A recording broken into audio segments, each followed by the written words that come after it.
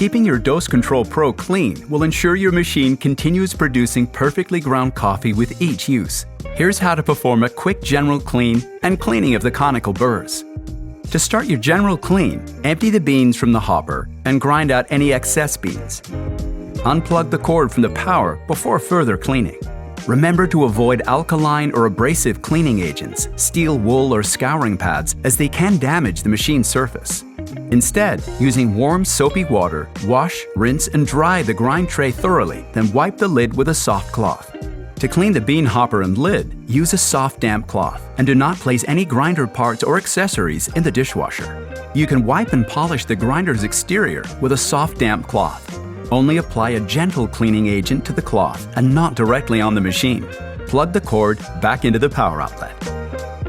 To maintain consistent grinding results, the burrs require regular cleaning, especially for espresso coffee.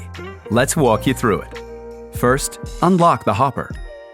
Hold the hopper over an empty container and turn the dial to release the beans into it. Align the hopper back into its position. Press the start button and run the grinder until empty. Remove the hopper. Remove the upper burr by turning and lifting the wire handle. Clean the upper burr using a generic cleaning brush. Use a cleaning brush to clean the lower burr. If there are still excess grinds you can't get to, use a vacuum cleaner to remove it. Push the upper burr firmly into position again, then using the wire handle, rotate it clockwise to lock it into place. Make sure the arrows align, like this. Align the hopper into position again and lock the hopper by rotating it clockwise. Then fill it again with fresh beans. And there you have it. Your grinder is now ready to grind your next cup of quality coffee.